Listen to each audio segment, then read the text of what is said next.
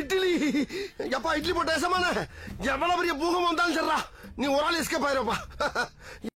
Welcome to ஐரக்ஷன் channel. எங்களோட videos உங்களுக்கு பிடிச்சிருந்ததுன்னா லைக் பண்ணுங்க, கமெண்ட் பண்ணுங்க, ஷேர் பண்ணுங்க, மறக்காம சப்ஸ்கிரைப். ஓகே, இப்போ என்ன வீடியோ பார்க்க போறோம்னா மேன் ஃபேக்ட் சேனல் தான் பார்க்க போறோம். ரீசனா போட்ட வீடியோ தான் பார்க்க போறோம். பார்க்கலாமா? உலகம் ஃபுல்லா சாப்பாடுகள் பல வெரைட்டில இருக்கு. அதுல ஒரு சிலது மட்டும் ரொம்ப அரிய வகையாவும் விலை உயர்ந்ததாவும் இருக்கு. லட்சம் விற்கிற மரவேர்ல விளையிற கொட்டை வரைக்கும் எக்ஸ்பென்சிவான ஐட்டங்களை தான் இந்த வீடியோல பார்க்க போறோம். அதனால welcome to the video.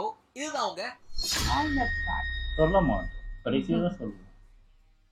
மட்சுடேக்கே mushroom world ஃபுல்லா காளான்கள் கண்ணா பின்னாடி 400 ரூபாய்க்கு விக்கிறதுல இருந்து பாய்சன் தூக்கலா நிக்கிறது வரைக்கும் பல வெரைட்டியான காளான்கள் பரவி கிடந்தாலும் அதுல பயங்கர விலை மதிப்பான காளான்கள்ல ஒண்ணுதான் இந்த மட்சுடேக்கே மஷ்ரூம். ஜப்பான்ல மட்டுமே கிடைக்கிற இந்த காளான்கள் அதிகபட்சமா 6 லட்சம் ரூபாய் போயிருக்கு. மனிதர்கள் விரும்பி சாப்பிடுற மத்த காளான்கள் எல்லாம் ஃபார்ம்ல போட்டு வளர்ப்பாங்கன்னா இந்த காளான்கள் அப்படி வளராது, அப்படி வளர்க்கவும் முடியாது. இந்த காளான்கள் இயற்கையா காடுகள்ல மட்டும்தான் வளரும். அதுவும் திடமான பெரிய மரங்களுக்கு அடியில தான் இந்த காளான்களை கண்டே பிடிக்க முடியும். மனிதர்களோட பாடிக்கு பலன் தரக்கூடிய பல விட்டமின்களும் மினரல்களும் இதுல அதிகமா இருக்கிறதோட சாப்பிடுறதுக்கும் பயங்கர டேஸ்டா இருக்குங்கிறதுனாலதான் எவ்வளவு விலைக்கு வித்தாலும் வாங்குறதுக்கான ஆட்கள் இருக்காங்க. இதுக்கு ஜப்பான்ல மட்டுமே கிடைக்கிற இது வேர்ல்டுல பல நாடுகள்ல இருக்க பல இடங்களுக்கும் போகுது. சாப்பிடுறதுக்கான ஆட்கள் அங்கேயும் இருக்கிறதுனால டென்சுக்கி வாட்டர்மெலன் சீசன்ல சீப்பா கிடைக்கிற நம்ம ஊர் தர்பூசணி மாதிரி இல்ல, ஜப்பான் தேடி பிடிச்சு சாப்பிடுற டென்சுக்கி தர்பூசணி. ஜப்பான்ல இருக்க ஹொக்கைடோ தீவுல விளைவிக்கப்படுற இது எடைக்கேத்த மாதிரி ஒரு பழமே பல லட்சங்கள்ல விக்குது. தோட்டத்திலேயே நார்மல் தர்பூசணி மாதிரி இல்லாம டார்க் கிரீன்ல இருக்க இந்த பழம் உள்ள சிவப்பா இருக்கும். தர்பூசணி சாப்பிடும் போது இடைஞ்சலா இருக்க விதையும் கம்மியா இருக்கும். இந்த பழத்தை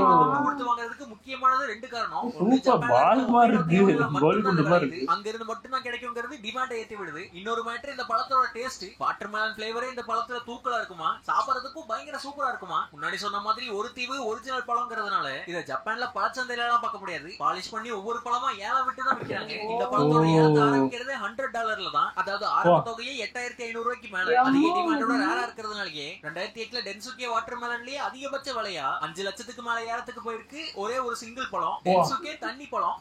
கூஸ்நெக் பார்னக்கிள்ஸ் கடல் சைடுல இருக்க பாறையில மட்டுமே காணப்படுற இந்த கூஸ்நெக் பார்னக்கிள்ஸ் ஸ்பெயின்ல இருக்க கடற்கரையில மட்டும்தான் அதிகமா காணப்படுது. கடற்கரை பாறையில ஒட்டி வளர்ற இத பிரிச்செடுக்கிறதே ஒரு பெரிய கலை. இத பிரிச்செடுக்கிறதுக்கு காரணம் இல்ல, அதிகபட்சம் 80 மில்லிமீட்டர் வரைக்கும் வளர்ற இது விட்டமின்ஸ், மினரல்ஸ், ஒமேகா 3 முக்கியமா புரோட்டீன் அதிகமான சத்துக்களை அடக்கி வச்சிருக்கு. தம்மா துண்டு பாடிக்குள்ள சீ ஃபுட் மாதிரி டேஸ்ட் நல்லா இருக்குங்கிறதுனால ஸ்பெயின் மக்கள் கிட்ட அதிக டிமாண்ட் இருக்கு. இதுக்கு இத பல இது மாதிரி கடல் பாசி மாதிரி குளச்சு அடிக்கிறதுனால ஒரு கிலோவே கடல் பாசி இது இருக்குல அந்த மாதிரி ஓடுறது, பறக்கிறது, தவறுதுன்னு பல வினோதமான உயிரினங்களை சாப்பிடுற மனிதர்கள் பறக்கிறது கற்ற கூடுகளை விட்டு வைக்கிறது இல்ல.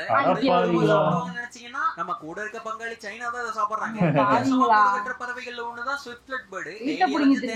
பொறுக்கி கூடு கட்டுற மத்த பறவைகள் வாயில இருந்து வர எச்சில் மாதிரியான ஒரு மேட்டரை வச்சுதான் இந்த பறவைகள் கூட கட்டும். அந்த கூட்டுலதான் குடும்பம் நடத்தும், முட்டை வைக்கும், எச்சச்சா. இப்படி கட்டப்படுற கூடுகள்ல மனிதர்களுக்கு தேவையான ஏகப்பட்ட சத்துகள் இருக்கு. அந்த பறவைகளோட கூடுகளை வச்சு சூப்பரா வைக்கிற பழக்கம் சைனால இருக்கு. அதை விரும்பி சாப்பிடுற வழக்கமும் அங்க ஆண்டாண்டு காலமா இருக்கு. இந்த பறவைகளோட கூடுகளை சேகரிச்சு அதை ஒரு பாக்கெட்டுக்கு 85,000 ரூபாய்க்கு மேல வருது. இவ்வளவு ரேட் விற்கிறதுக்கான ரீசன் என்னன்னா இந்த பறவைகள் அதோட கூடுகளை மலைப்பகுதியிலையும் புகை இருக்க பகுதியிலையும் தான் கட்டும். அந்த மாதிரி ஆபத்தான பகுதிகளுக்கு போய் உயிரை பணைய வச்சு இதை எடுத்துட்டு வரதுனாலே ரொம்ப ரேரா இருக்கிறதுனாலதான் அவ்வளவு ரேட்டு. சீ குக்கும்பர் கடலுக்கடியில எப்படி வெள்ளரிக்க மாட்டாங்க. ராமேஸ்வரத்துல இருந்து ஸ்ரீலங்கா கடற்பகுதியில அதிக அளவுல காணப்படுற ஆழ்கடல்ல வாழ்ற ஒரு உயிரினம் தான் இந்த சீ குக்கும்பர். நட்சத்திர மீன் குடும்பத்துல வர இது 1200க்கு மேல வெரைட்டில இருக்கு. இந்த சீ குக்கும்பர் ஏகப்பட்ட வரவேற்பு இருக்கு. அதனாலேயே இதோட விலை 1 கிலோக்கு $3000 வரைக்கும் போகுது. நம்ம ஊர் மதிப்புல 2 லட்சம் வரைக்கும் கொடுத்து வாங்க ஆரம்பிச்சாங்க. முன்னாடி சொன்ன மாதிரி ஏசியன் கண்ட்ரிகள் சைனாவோட ட்ரெடிஷனல் மருத்துவப்படி இந்த கடல் வெள்ளரிகளால ஆர்த்ரைட்டிஸையும் கேன்சரையும் சரி பண்ண முடியும் நம்புறாங்க. இந்த சீ குக்கும்பர்களோட நார்மல் வெரைட்டியே 10,000க்கு மேல விலை போகுதுங்க. கிடைக்கிறதுக்கு அரிய விஷயமா இது இல்லாம இருந்தாலும் இத ஒரு அரிய வகை மாற்ற மாத்துறதே இந்திய கடற்பகுதியில அதிகமா கிடைக்குங்கிறது தான். இதோட மதிப்பாலையும் பயன்பாட்டாலையும் அதிகமா அதை பிடிக்கிறாங்கன்னு இந்தியால இந்த கடல் வெள்ளரிகளை பிடிக்க கூடாதுன்னு சட்டம் இருக்கு. இதனாலேயே தங்க வயிறு மாதிரி அதிக இல்லீகலா கடத்தப்படுற விஷயங்கள்ல இந்த கடல் இந்த உயிரினங்களை இந்தியால இருந்து இல்லீகலா கடத்தி நாடுகளுக்கும் பரிமாற்றம் பண்றாங்க. குறிப்பா சமீபத்துல கூட 80 லட்சம் மதிப்புல கடத்தப்பட்ட இந்த கடல் வெள்ளரிகளை கைது பண்ணி கைப்பற்றினாங்க இந்திய கடற்படை. அந்த அளவுக்கு அரிய வகையான ஒண்ணா இருக்கு. கடற்காரர்களுக்கு இது மேல கண்ணாவும் இருக்கு.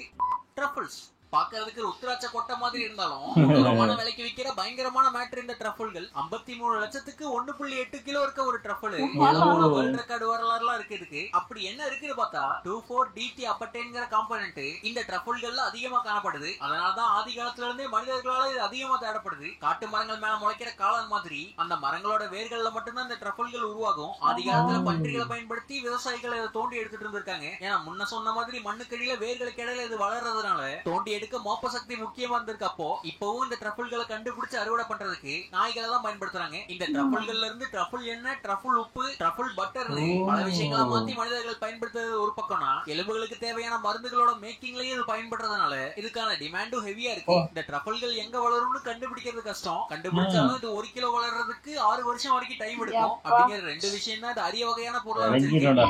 ஐபெரிகோ ஹாம் உலகம் ஃபுல்லா அதிகமா சாப்பிடப்படுற கறியில ஒண்ணா இருக்க பன்றி கறியிலேயே அதிக விலை உயர்ந்த ஒண்ணுதான் இந்த ஐபெரிகோ ஹாம். ஸ்பெயின்ல மட்டுமே எக்ஸ்க்ளூசிவா கிடைக்கிற இந்த பன்றி கறிகள்ல தொடைப்பகுதிகள் மட்டுமே $4,500, அதாவது 3 லட்சத்துக்கும் மேல. இந்த கறிகள் இவ்வளவு விலையோட விற்கிறதுக்கு முக்கிய காரணம் இதுக்காக தயாரிக்கப்பட்ட பன்றிகளுக்கு ஏக்கான்கிற இந்த கொட்டைகளையும் இயற்கையா விளையிற புட்களையும் மட்டும்தான் கொடுப்பாங்க சாப்பிட. அதோட எந்த ஒரு growth ஹார்மோனும் கொடுக்காம கொஞ்சம் கொஞ்சமா ஸ்லோவா வளர விடுவாங்க. கறியாக்கிறதுக்கான இடம் வர வரைக்கும். இந்த மாதிரி அந்த பன்றிகளை தயார்படுத்துறதுனால அந்த மீட்டோட டேஸ்ட் ரொம்ப அதிகமா நார்மலா வித்துட்டு கால் பகுதியை மட்டும் தனியா எடுத்து தயார்படுத்துவாங்க. ஐபெரிகோ 20 நாள் வரைக்கும் உப்புலயே ஊற வைக்கப்படுற இது அதிகபட்சம் 9 மாசம் வரைக்கும் மிதமான டெம்பரேச்சர்ல தொங்க விடுவாங்க. இப்படி பதப்படுத்தி ப்ராசஸ் பண்றதுனால இந்த ஐபெரிகோ ஹாமோட டேஸ்ட் அதிகமாகறதோட அரிய வகையாவும் உலகத்தோட அதிக விலைக்கு விற்கிற பன்றிக்கறியாவும் இருக்கு.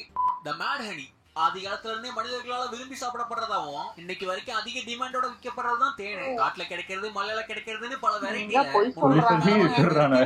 ஆனா அந்த தேன்கள்லயே ரொம்ப அரிய வகையா இருக்கிறது தான் நேபாளோட மலைப்பகுதியில மட்டுமே கிடைக்கிற இந்த மேட் ஹனி. அங்க மட்டும்தான் அது அவைலபிளா கிடைக்குங்கிறதுனால இதோட விலையும் 1 கிலோ அதிகபட்சம் 40,000 வரைக்கும் விக்குது. இதுக்கு முரட்டுத்தனமான ஒரு காரணம் இருக்கு. இந்த மலைப்பகுதியில மட்டும்தான் 1.25 இன்ச் வரைக்கும் வளரக்கூடிய தேனீகள் இருக்கும். அது 10,000 அடி வரைக்கும் உயரமா பறக்கும். இந்த தேனீகளோட முக்கியமான வேலையே இங்க இருக்க இந்த ரோடோடென்ட்ரான்ங்கிற பூக்கள்ல இருந்து மட்டும்தான் நெக்டாரை எடுக்கும். இதுக்கு தேனி போய் கலெக்ட் பண்ற அந்த பூக்கள்ல மட்டும்தான் கிரைனோடாக்சின்ஸ்ங்கிறதும் இருக்கும். இந்த கிரைனோடாக்சின்ஸோட கலெக்ட் பண்ணப்படுற அந்த நெக்டாரை தேனீக்கள் தேனா மாத்தி அதோட கூடுகள்ல வச்சிருக்க அதுல இருந்து கலெக்ட் பண்ணி எடுக்கப்படுற இந்த மேட்ஹனில ஒரு வித்தியாசமான எஃபெக்ட் கிடைக்கும். இந்த தேனை சரியான அளவுல சாப்பிட்டா இதுல இருந்து ஒரு விதமான போதை கிடைக்குமா. அதிகமா சாப்பிட்டா முடிக்கிட்டு போகும், பிச்சை அடிக்கும்னா சாப்பிடும் போது கிடைக்கிற மஜாவான எஃபெக்ட் இந்த ஒரு தேன்ல மட்டும்தான் இருக்குங்கிறதுனால பல ஆயிரங்கள் கொடுத்து இதை வாங்குறதுக்கு பயப்பிள்ளைங்க தயாரா இருக்காங்க. ஆனா அது மட்டும் இது காஸ்ட்லியா இருக்க காரணம் இல்ல. முன்னாடி சொன்ன மாதிரி இந்த தேன்கள் விளையிறது நேபாளோட மலைப்பகுதிகள்ல தான். அதிக உயரத்துல ஆபத்தான இடத்துல இருந்து இதை தேடி எடுக்கிறதோட சைஸ்ல பெருசா பயங்கரமா இருக்கும்.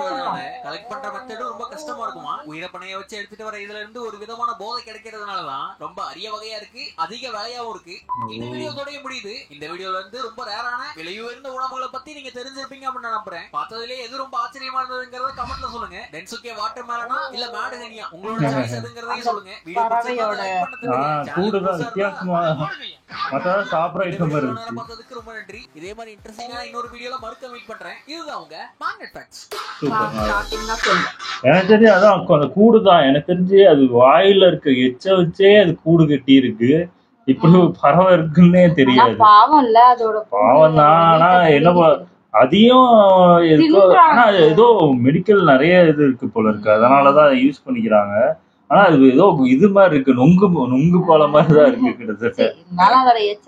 அதுக்கு என்ன பண்ண முடியும், அது தெரியல அந்த அளவுக்கு நமக்கு. ஆனா இருந்தாலும் எனக்கு அது கஷ்டமா இருக்கு. நம்ம விட புடுங்கிட்டு விட்டா நமக்கு எப்படி இருக்கும். நிறைய அந்த சீ குக்கும்பர், அதுக்கப்புறம் இன்னொன்னு ஏதோ ஒரு கடல் முழுமுலா ஒண்ணு எடுத்தாங்க. அதெல்லாம் ஏதோ உயிர் இது மாதிரி இருந்துச்சு. அது கிட்டத்தட்ட பாசி மாதிரிதான் கிட்டத்தட்ட. இதெல்லாம் நம்ம புழு அப்படிலாம் நினைக்க கூடாது. சீ ஃபுட்னாலே அது எல்லாமே, அதாவது மீன் இதெல்லாம் எறாதான் சாப்பிடுறோம். எறாவே நிறைய பேர் புழுன்னு சொல்றாங்க. அந்த அளவுக்குலாம் இருக்கு. அதுதான் அதெல்லாம் சீ ஃபுட் தான் எனக்கு தெரிஞ்சு. ஆமா ஆமா. இது எனக்கு அந்த என்னது இந்த குக்கும்பர் மாதிரி ஒண்ணு சொன்னாங்க. அது நாங்க பாம்பன் பாலத்துலதான் கிடைக்கும், அந்த சைட்ல தான் கிடைக்கும். அதான் அந்த சைடுல எக்கச்சக்கமா கிடைக்கும் போல இருக்கு. எனக்கு பிடிக்கல. அதையும் இப்ப இல்லீகலா கடத்தி விற்க வாங்குறாங்க. அது எனக்கு பிடிக்கல. ஆனா அது கேன்சர் அந்த மாதிரி அது மெடிக்கல்ல நிறைய இருக்கும், நமக்கு தெரியாது. அதனால எனக்கு அதெல்லாம் இல்ல. டேஸ்ட் நல்லா இருந்துச்சுன்னா இது என்னன்னே தெரியலன்னா சாப்பிடதான் செய்வோம். சொன்னதுக்கு அப்புறம் தான் எனக்கு தோணுது, யாரா உள்ள புழு மாதிரி தானே இருக்கும். மெல்ல அது தோல் அப்படி இருக்கு. இல்ல நிறைய பேர் நானே கேள்விப்பட்டிருக்கேன். நிறைய பேர் அது புழுன்னு நினைச்சே சாப்பிடாம இருக்கிறவங்க எல்லாம் நிறைய பேர் இருக்காங்க. நல்லா இருந்துச்சு. ஓகே, எங்க வீடியோஸ் உங்களுக்கு பிடிச்சிருந்தா லைக் பண்ணுங்க, ஷேர் பண்ணுங்க, கமெண்ட் பண்ணுங்க, மறக்காம சப்ஸ்கிரைப் பண்ணுங்க. எல்லாருக்கும்